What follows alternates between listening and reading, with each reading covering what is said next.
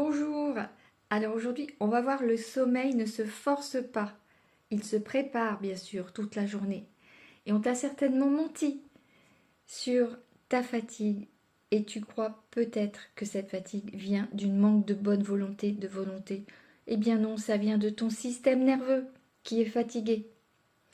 Alors, dès que tu touches l'oreiller, ton mental s'emballe, tu penses à ta journée du lendemain, tu penses à ce que tu aurais dû faire aujourd'hui, à ce qui t'attend, et bref, ça s'emballe et tu n'arrives pas à te rendormir, tu es au bon endroit. Alors, je suis Myriam Lumine, hypnothérapeute depuis 20 ans et docteur en biologie et micronutrition, également coach respiration. Alors, sache qu'en réalité, tu finis par croire que le problème est simplement un manque de sommeil, et donc c'est pour ça que tu es fatigué, etc., et que tu dors mal. Non, parce que le sommeil, ça se prépare. C'est-à-dire que c'est toute la journée. Il faut que le corps se sente en sécurité pour lâcher prise.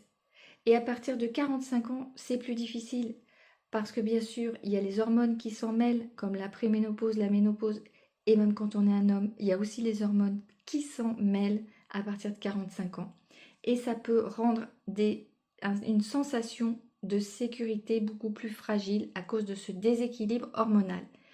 Alors avant de chercher une solution miracle, pose-toi cette question. Est-ce que je prépare réellement mon corps à dormir? Et on va voir en 3 étapes les choses qui fonctionnent.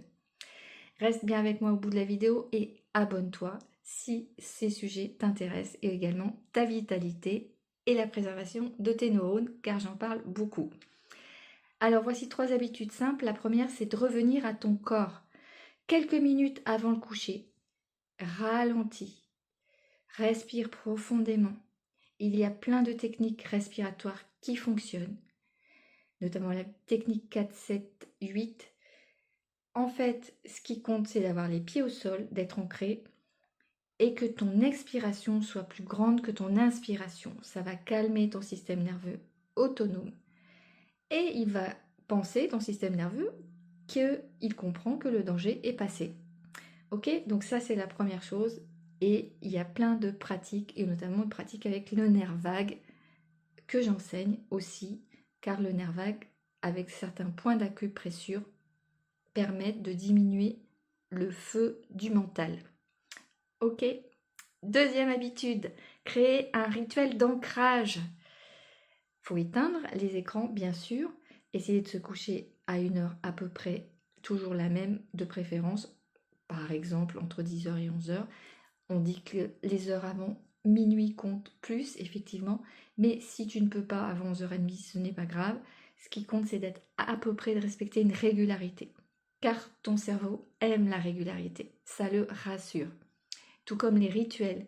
C'est pour ça que si tu tamises les lumières, si tu vas te faire une bonne petite tisane, bref, tu crées une ambiance cocooning, eh bien ça va faire du bien à ton cerveau.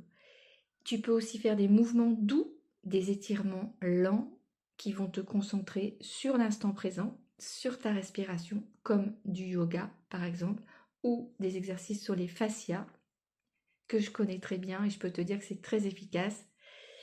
Et donc fais ça, même si ça dure que 5 minutes, des petits exercices sur les fascias, ça te permet de décharger à la fois le mental et l'émotionnel.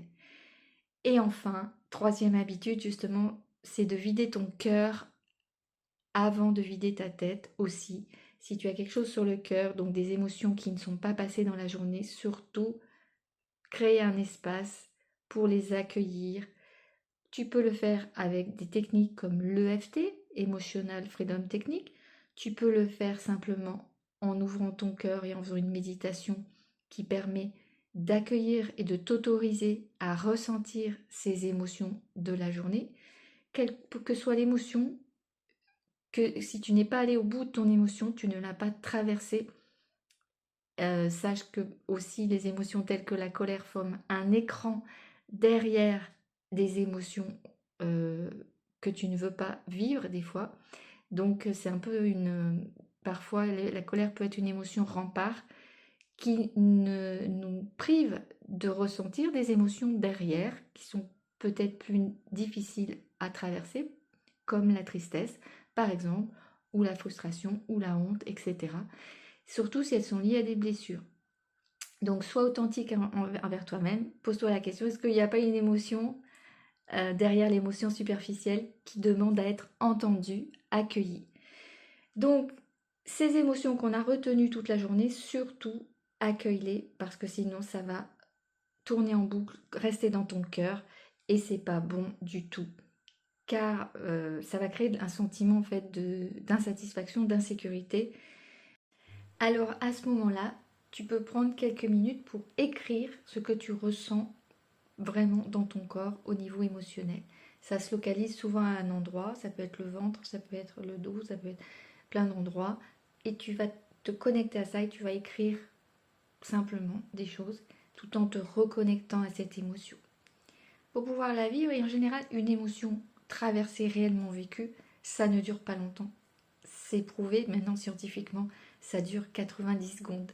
Donc tu vois, c'est pas non plus. Ce qui est, c'est qu'on s'autorise pas à vouloir le traverser. Donc du coup, on est toujours en tension intérieure, émotionnelle. C'est ce qu'on appelle le stress émotionnel.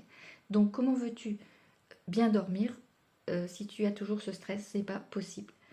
Donc rappelle-toi, le sommeil est un acte de confiance et tu dois le préparer en t'accueillant justement aussi au niveau mental et émotionnel.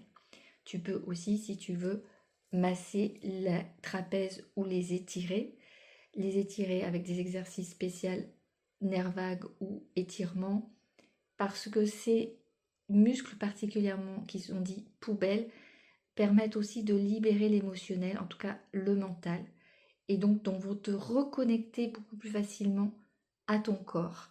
Et du coup, si ton corps a quelque chose à libérer en plus au niveau émotionnel, ça va se faire naturellement. Alors, je te souhaite un excellent sommeil. Prends soin de toi. Certains font des rituels de chansons avant d'aller se coucher, pourquoi pas. Et certains font des rituels de danse aussi. Trouve ton rituel et surtout dis-moi en commentaire ce que tu as fait et ce que ça t'a apporté pour te préparer au sommeil. À très bientôt, peut-être lors d'une de mes prochaines conférences. Bye bye!